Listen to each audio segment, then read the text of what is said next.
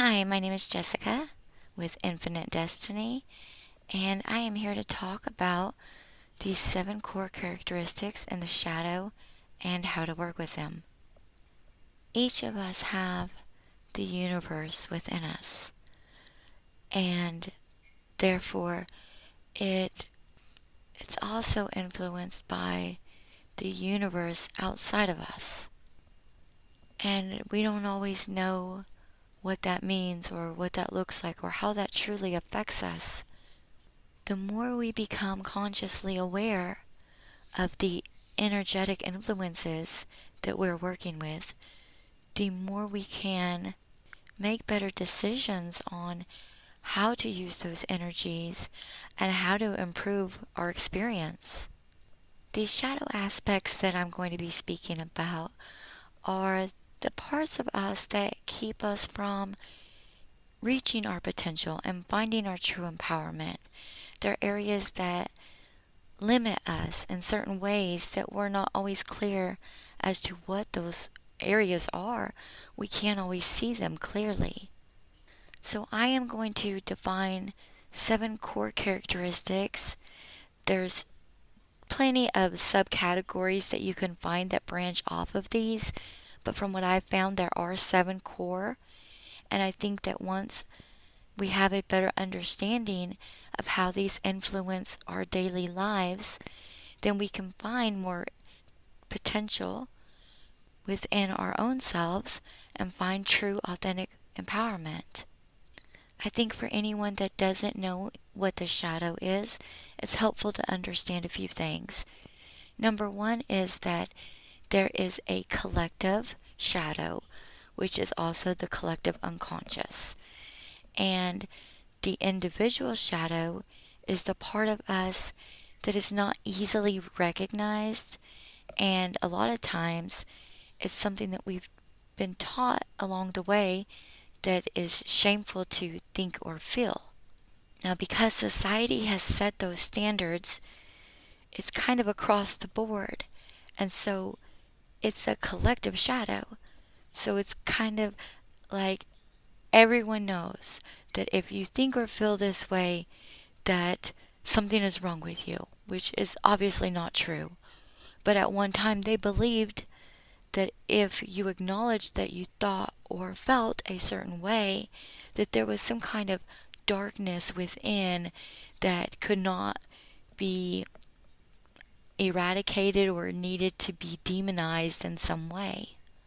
Now, unfortunately, religion has really taken reins on this and caused a lot of fear in people, making them believe that these parts of them were unforgivable and it made them unlovable. And so they would repress it and keep it to themselves. And the truth is that by doing that, that is what made the collective shadow grow to the place where it is today, where so many individuals live in shame. They cannot embrace their true emotions, and they're afraid to confess their true thoughts. Acknowledging them is not feeding them. They're already there. By acknowledging and accepting them and knowing that it is a part of our human experience and that we did not do anything to acquire these thoughts and feelings, they're just there. They have no power unless we give it to them. However, because it's such a dense energy at this point from so much repression, that now it's something that we all have to work through. So we have to address the denser parts of these characteristics, and then we have to learn to work with them. So I have found that there are 7 core characteristics within every human's capability. And the Bible addresses them as 7 deadly sins. In astrology, we can find them as our most personal conscious bodies that we work with energetically. In some forms of spirituality, you can find it as blocked chakras. And in psychology, well, they're going to carry many different labels depending on the severity. The truth is that all of these are within every individual, depending on the point of being triggered and activated based upon experiences and circumstances. Regardless of if they've been triggered or activated, the capability is always there in every single human individual because we are all a part of the collective. We're all born under a collective unconsciousness, and we all have these stored memories that we all share. So, regardless of how religious or saint like or whatever you may think about another individual, or they may even think about themselves, the capability is always there for these shadow aspects to be influencing an individual. And in most cases, unless that individual has done shadow work, they are affected and influenced by these aspects. The only way that the shadow is not going to create a vulnerability within an individual is if they have already accepted these parts of themselves. And when I say accepting, I don't mean looking at it as if it's, oh, well, there's nothing I can do about it, this is just who I am. Accepting is saying, I'm human, I'm not perfect, and there's nothing that I've done to accumulate these thoughts and feelings. They are in me, but it does not mean that they have to have power over me. So then an individual might ask, well, if I'm not feeding them, then I'm suppressing them. But it doesn't have to be one or the other. By accepting them, and we'll talk about some things that can be done to work through addressing them, but by accepting them in itself and having the awareness that they are present, that is the first step. So I've chosen a particular order which I will follow, and I don't think that there is necessarily an order. But the way I address them is by astrology, by the 7 deadly sins of the characteristic of them, and then I acknowledge also the chakra which they coincide with. So the first one that I wanted to talk about is wrath, which is Mars, and that is part of the root chakra. The second that I want to address is gluttony, which is Jupiter and is the sacral chakra. The third one I'll address is vanity or pride. That is through the sun and the solar chakra. Fourth is found through sloth, which is earth and the heart chakra. The fifth is lust, which is Venus and it's the throat chakra. The sixth is envy, which is Mercury, that's the third eye chakra. And the seventh is greed, which is Saturn, and that's the crown chakra. So now, getting into it. So Mars, that's wrath. That's the root chakra. And I think a lot of people think of wrath as anger. But anger is a very normal expression. Not that there's anything wrong with wrath. Wrath is just a shadow aspect. Anger is not wrath. It can be a part of it though. Wrath is much bigger. See, these shadow aspects are typically a little more intense than just being angry. So, what does wrath look like? How can you spot it within yourself? So, wrath is typically like an act of thinking out revenge or vengeful plotting. It can be sabotaging. It can be just vengeful thoughts in general. It can be gossip, visualizing what a revenge looks like. Just mapping it out in general. I think most people can agree they've done it. Most people can acknowledge that they've done it at some point. They may not admit to how often or to what degree that they actually went through it in their head. But most people can agree that they have dealt with wrath. I think the main reason why wrath is shamed is because it's intended to harm another. It's thoughts and feelings about harming someone else. Most of us don't want to admit that we have thought about harming another individual.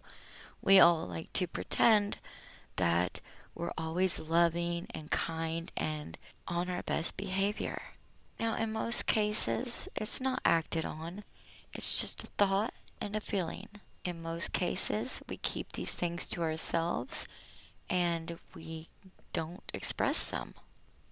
And then we feel bad later about our thoughts and feelings. So, what can you do about it?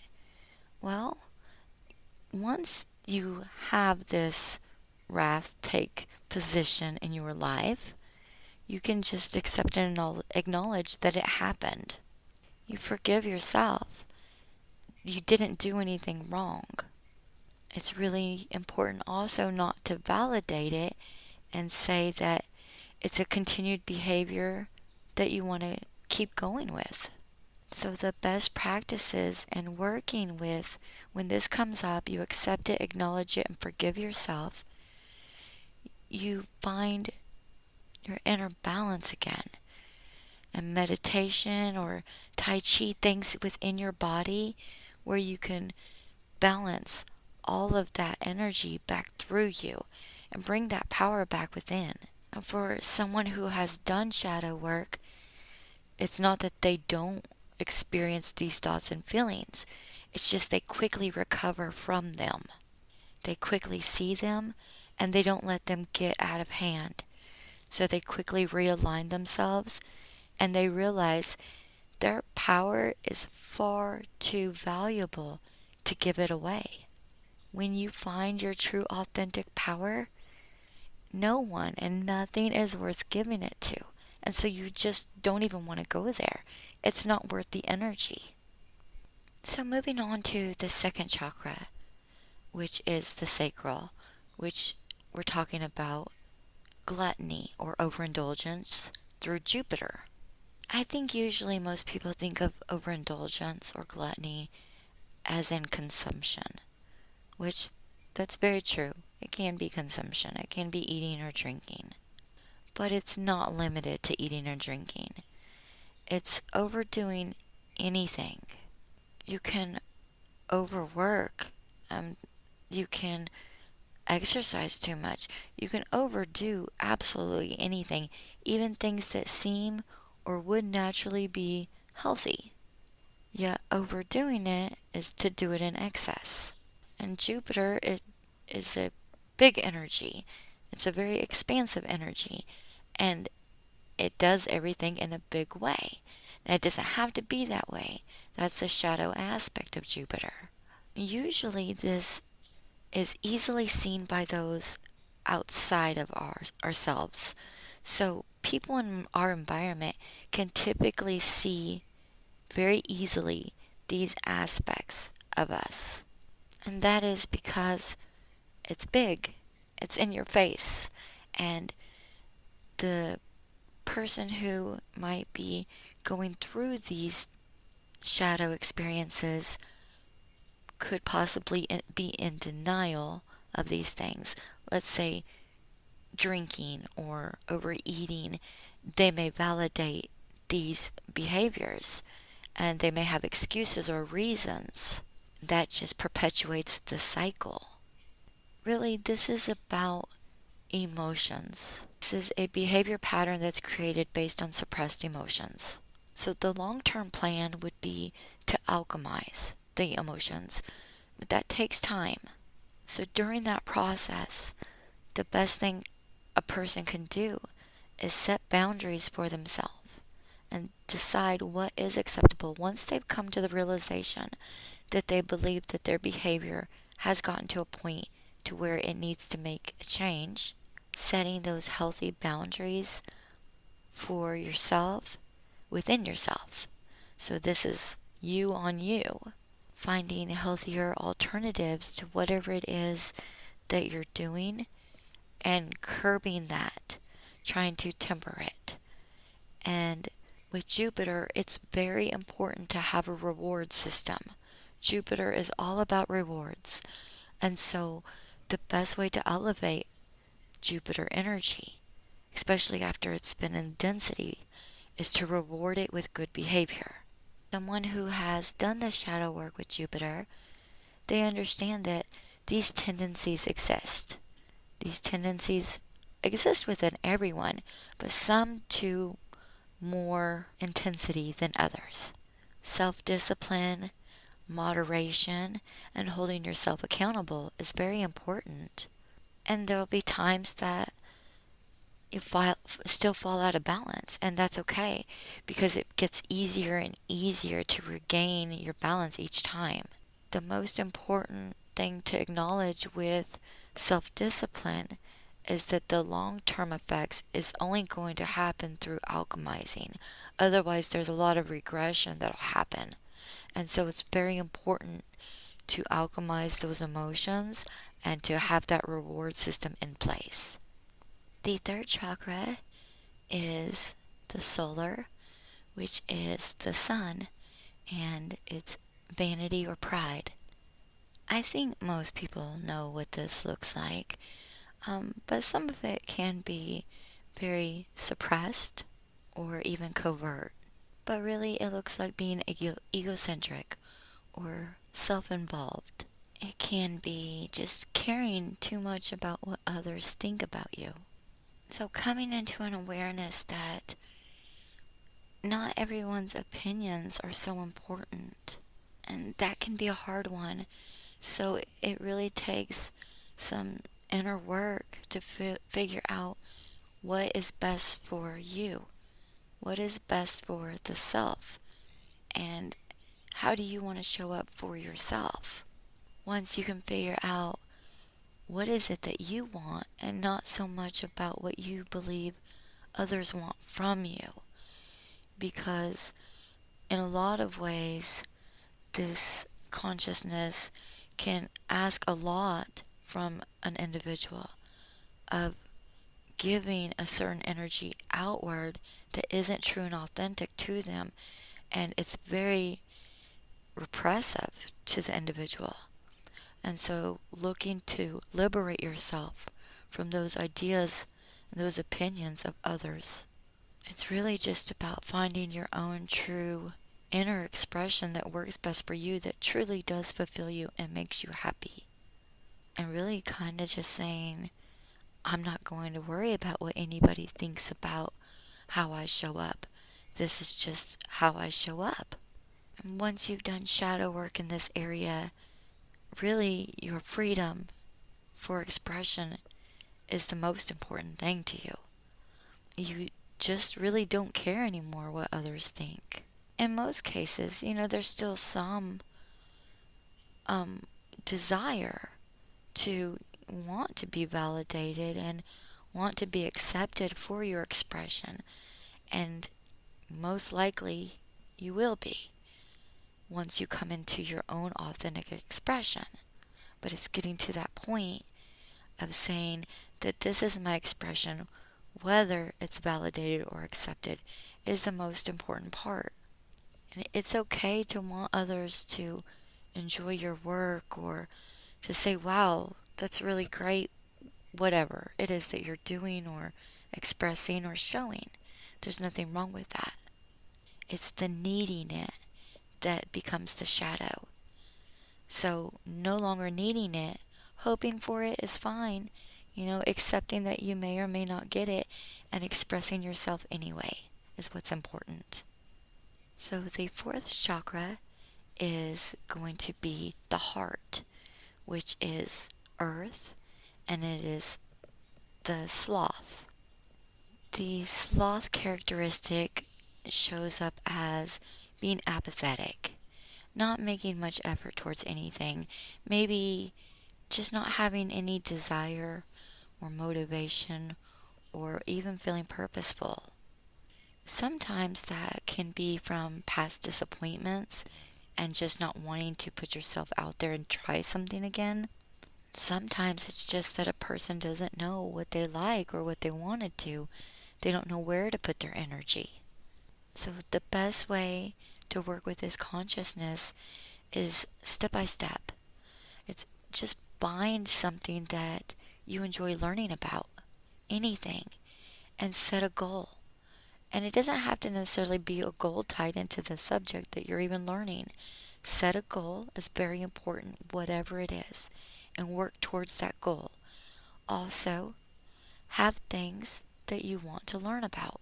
Finding a hobby or any place to put your energy where you can feel like you're making progress on something. It's very important to feel some sense of accomplishment. So once you've integrated this part of your shadow, you're not always going to feel motivated or pumped up every single day to do the things that you need to do. There might be some times that you just lack the inspiration. The most important thing is to remember the vision. What are you working towards, and what does the vision of that goal look like? Ultimately, it's your life. What are you going to do with it? And that's what it's all about. If you choose to do nothing, then nothing will happen. If you even choose to take one step forward, the momentum will build. Just keep taking step by step, and you'll get there. The most important part of this consciousness is to keep learning. Keep learning, keep growing, keep nurturing, keep creating, and keep the momentum flowing. And even if you don't know what to do or what you want to nurture, just find a small little something to start with. Just find a basic step. So the fifth chakra that I'm going to talk about is through the throat, and this is found through Venus and lust. Lust is really just wanting something that you feel you can't have. A lot of times a person will keep this to themselves and they'll just look towards something and think, oh, if only I could have that. But their belief system is that they cannot have that. So then they're never taking steps towards it because their beliefs tell them that they can't have it. This is what creates the density of the lust. And that can be wanting material objects, it can be circumstances or experiences. It can be found in many different ways. Now, how to work with the Venus consciousness, it's all about self-value. It's all about knowing that you are valuable enough to have the things that you want. So self-love is very important. Nurturing yourself and nurturing your vision of what your value is for yourself. The more you value yourself, the more you make movements towards the things that you want and desire, because you know that you can have them. They can be yours. For someone who has done shadow work with Venus, you really know that everything is available. It's available to anyone at any time. And it's only the lack of belief that keeps you from it. The lack of belief keeps you from making movements towards it. And so it's very important to cultivate that belief system within yourself, knowing that you can have anything. There is nobody keeping you from anything but yourself. And it'll look like there are obstacles, and it'll seem like there are obstacles. But really, it's just because your mind has not quite caught up with the fact that it is available to you. It's always available. So for anyone that is struggling with that, the best thing to do is just keep nurturing yourself. Keep bringing up your own self-value.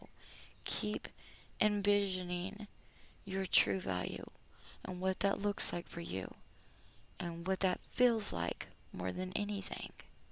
The more you nurture that vision, the more you'll start to see it spring up and spring forward, and your belief system will start to expand. The fifth chakra is the third eye chakra, which is with Mercury, and the characteristic is envy. Envy I find to be elusive at times because it just wears so many different masks and it changes shape a lot, at least in my own personal experience. So, a lot of times, like the most extreme way of noticing envy is to think someone else doesn't deserve something, or to believe that you deserve something that you're not receiving, or to think it's unfair that so and so didn't work as hard as you have and they're receiving and you're not receiving. So it's really this play of comparison. When we're comparing our journey, our experience, our rewards to another individual, the truth is we don't actually know their story. We might see a bit of their story, but we don't actually know the work or the effort they put into it. And even if we did know that, it really doesn't have anything to do with your own personal experience and your own personal circumstances. So, the easiest way I've found to see envy is anytime I see comparison or find myself comparing. The best way to work with this consciousness is really to be grateful for what you do have right now, even though you want more and you're working towards more, that you're grateful for all that you have at this moment. And the truth is, you can't compare two people, two experiences, two rewards, to anything. You can't compare because you are completely different in every way than another individual, even if you have the same basic experience, let's say, or the same job title, let's say. They will have different strengths and different weaknesses than you would have. So sometimes comparison can be a nice measurement of progress if you're using it in that way. If you're using it to look up to somebody and say, I want to get there and this is what I'm working towards, and you're kind of looking at where you're at versus where you feel they are, which is your own perception, by the way. It's probably not going to be the same way that they would see it, even. However, in that way, it can be somewhat healthy, but really, you don't need any form of comparison. You know where you're at in your own perception, and you know where you want to get to. And that's really all you need. So it's helpful to learn from others as to the things that they've done to get to where you want to be. So that is one way that you can work with this consciousness, is to learn from them. Let them inspire you. Let them open up your perception of different ways you can be doing things to expand your own awareness on what you are doing and how it can improve. And stay open to new perspectives without comparing. Just being open to learning and listening, and just being open to a possible new way of seeing what you're doing and how it can be done better. Because these energies are mercurial, they move really fast, and so sometimes they can be hard to catch.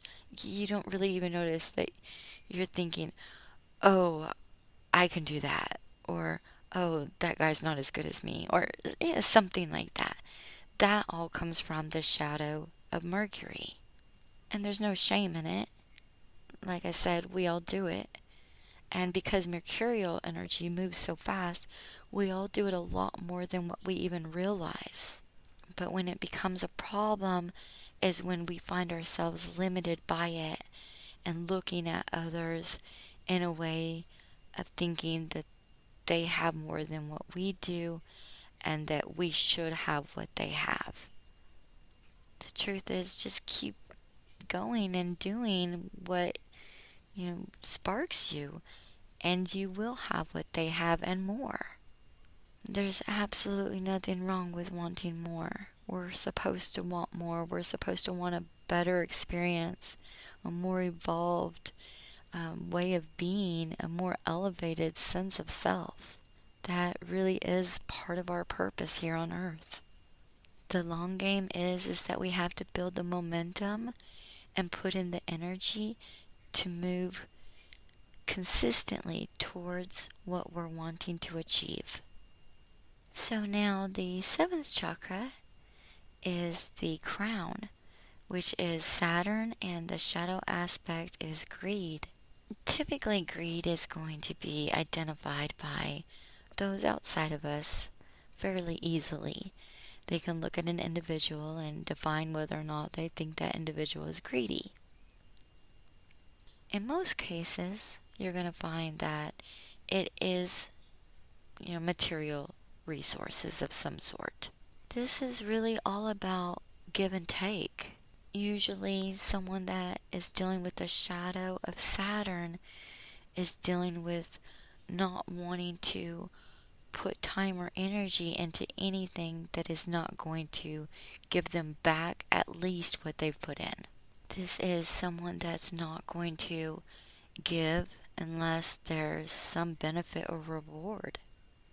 And I think that we see this quite often, really.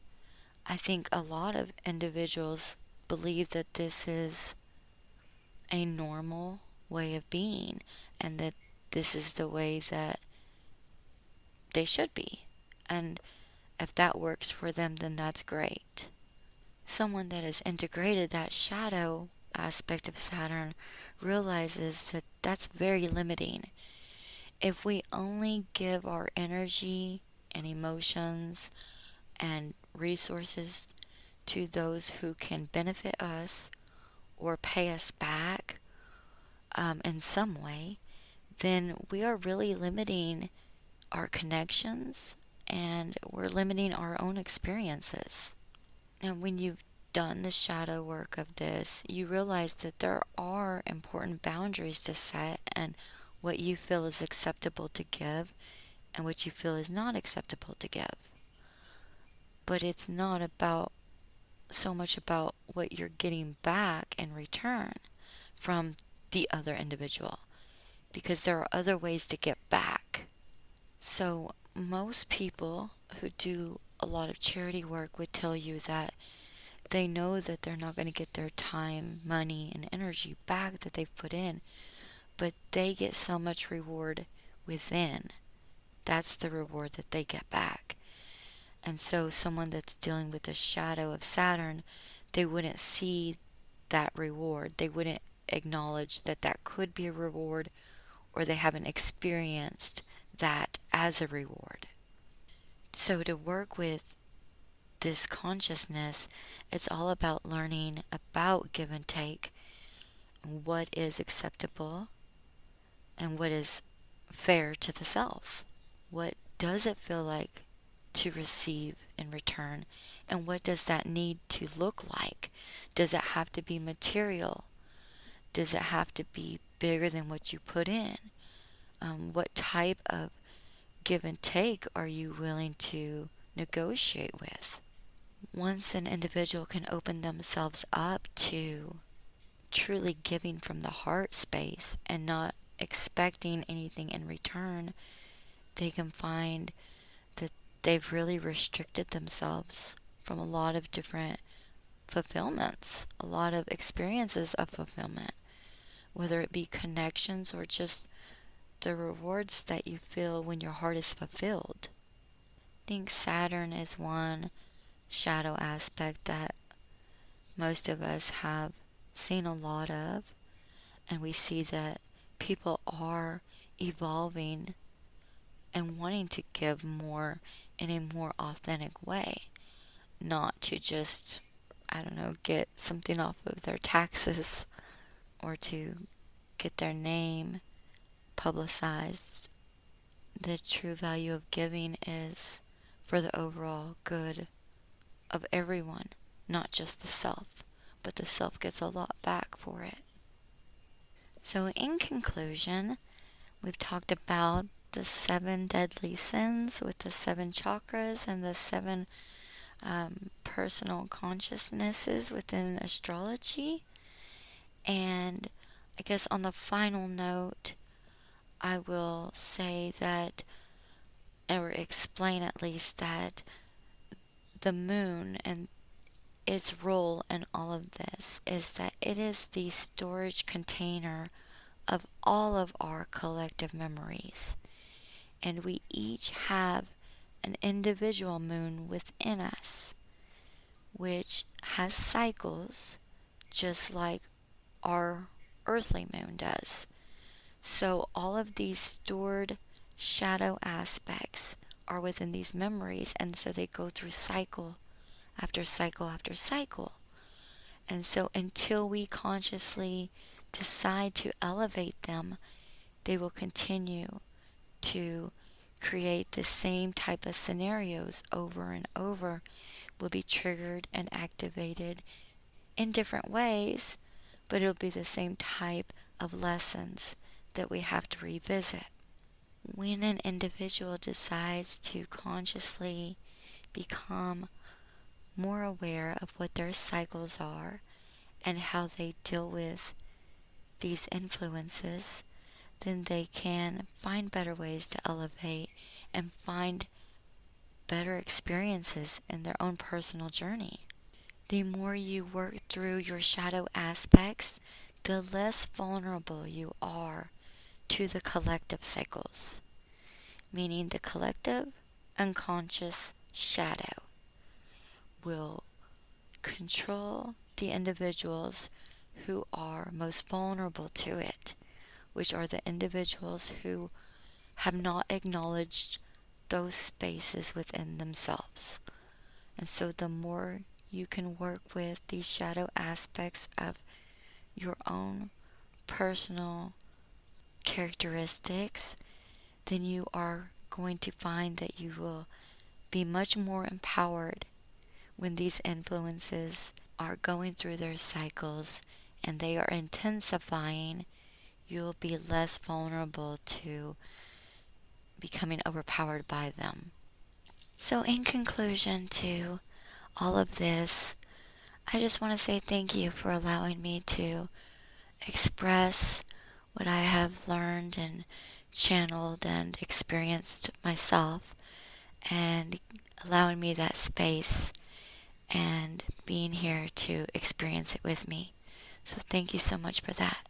I will catch up with you on the next video.